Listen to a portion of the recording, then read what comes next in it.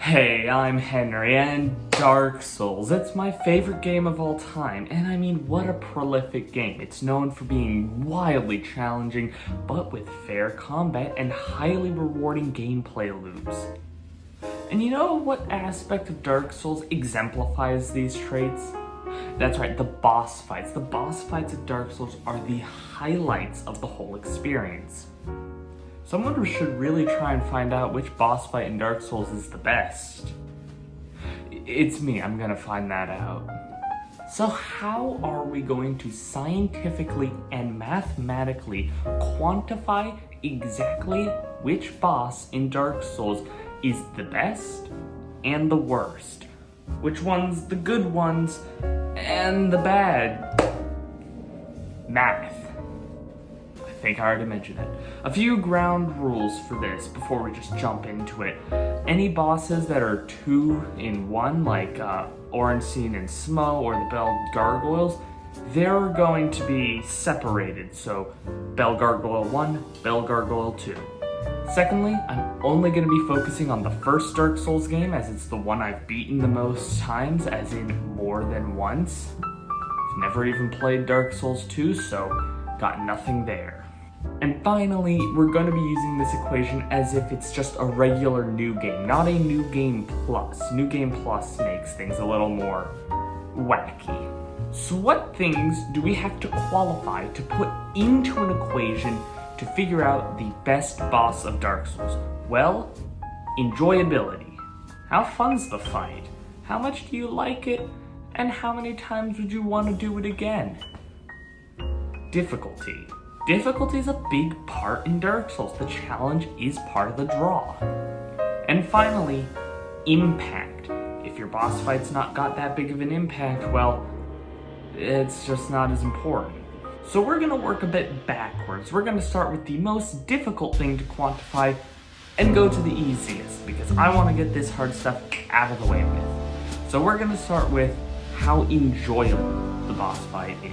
The reason this part of the equation was so difficult is because I wanted to quantify your minutes or percentage or whatever of the boss fight that you could enjoy. But to do that, I would need a numerical value that equated to time. Difficulty is, there's no real time that you would spend to fight a boss. You could spend 2 minutes, or you could spend half an hour on the same boss, depending on how aggressive you are or how many times you have to redo it. So I went with a different number, the boss's health. See, if my logic is correct, which it is, the more health the boss has, the longer it's going to take to beat it. Therefore, the big health equals big time. Next, I want to look at the impact this boss specifically had on the story of Dark Souls. Because with me, I find a lot of enjoyment from the bosses that personally add something to the story. Like, I like the Asylum Demon more because it's the main thing blocking you from starting this great epic quest than I do because it's the Asylum Demon. To quantify this, we're going to be multiplying the amount of hit points that any given boss has by what I call the staying impact effect. The staying impact effect will equal 1 if the boss has no effect on the game, and will equal 2 if the boss has an impact on the story of the game. But that's just our base enjoyment. We gotta get a percentage, and that's why we're gonna use Metacritic. Whilst reviews are iffy on if they are real reflections on how good a game is, they're a good baseline. So we're going to be taking Metacritic's original 89% for the original Dark Souls and multiplying that by your base enjoyment, which again is boss health by the SI. And that's going to get you your final enjoyment factor, or your percentage of fight enjoyed. Now we're going to divide the rest of the equation by this percentage of fight enjoyed, because we want a big percentage of fight enjoyed. That means you enjoy the fight more. So if we divide the rest of the equation by it, we will end up not with massive numbers, but with relatively reasonable numbers. Next up is quantifying the challenge or difficulty that the boss has. This was a lot easier than quantifying the enjoyment of the fight itself. See, for the boss's difficulty, I took the boss's health and divided it by the maximum amount of damage boss can do in a single attack. For bosses where it's not as documented, I estimated a little. This will give you your health to damage ratio. I took the log base 10 of your health to damage ratio, and that's going to get you your logarithmic difficulty.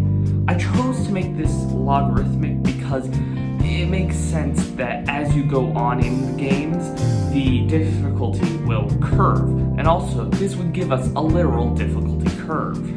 So for the minute, we're just gonna slap that right on top of the equation and move on to the final part of the equation. Its impact. How much of an impact does this boss have? That's what we're quantifying. The impact was the easiest part to quantify.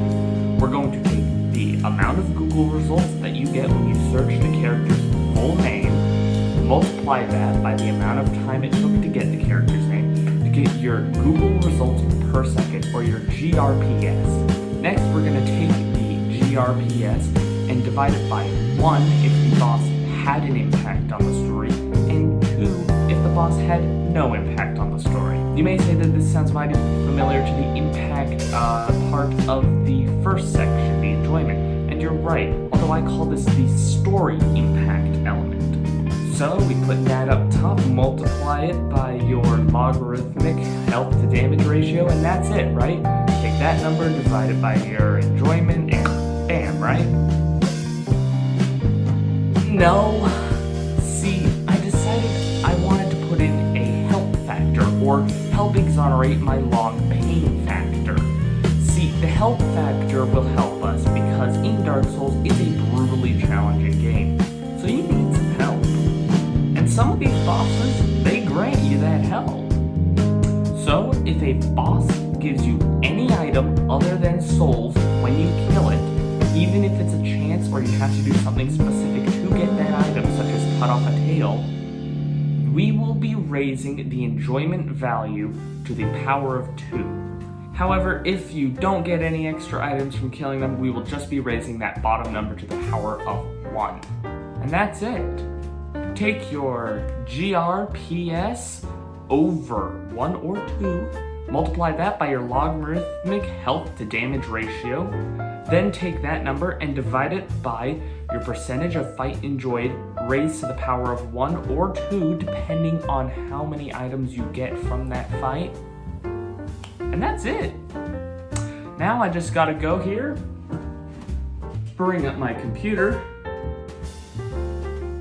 and slam a few keys on this spreadsheet. We have our answers. I'm not lying, I made a real spreadsheet for this. It took a while. Please appreciate my work. So let's get into it. What are the top 3 worst and top 3 best bosses in Dark Souls? We're gonna start with the top 3 worst because I feel that it makes sense. Get the bad ones out of the way so we can focus on the good ones.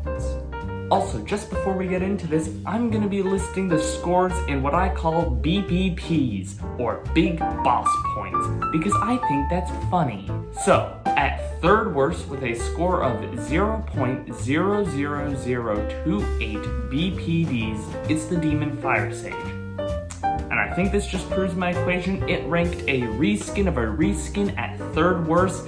Isn't that pretty accurate? Next, at second worst with a score of negative 0.063 BBPs, it's specifically the second Bell Tower Gargoyle. And this was a little odd to me. I like the Bell Tower Gargoyle fight. I think this just has something to do with the second Bell Tower Gargoyle has such low health, and I made health a very important aspect of this equation. And finally, the scientifically worst boss in all of Dark Souls, as proven by my BBP formula, with a score of negative 10,283,120.45 BBPs. It's the Bed of Chaos.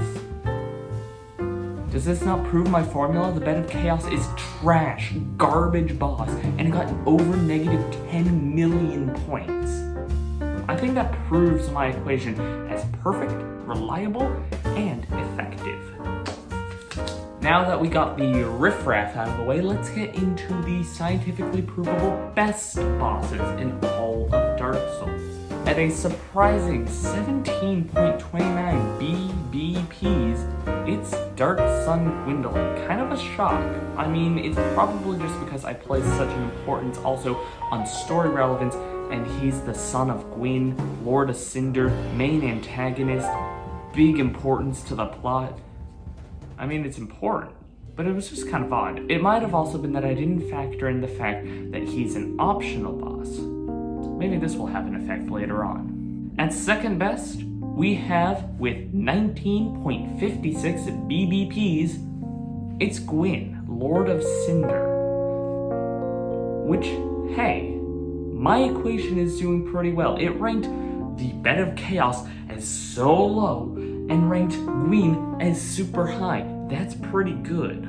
And finally, I present to you the scientifically proven best Dark Souls boss with a score of 21.76. It's Knight Artorias. What a great fight. I mean, Knight Artorias is probably just the highest quality battle in the original Dark Souls. Yes, he's DLC, but that doesn't matter. I included the Prepare to Die edition as my base model. So I mean, that's kind of perfect.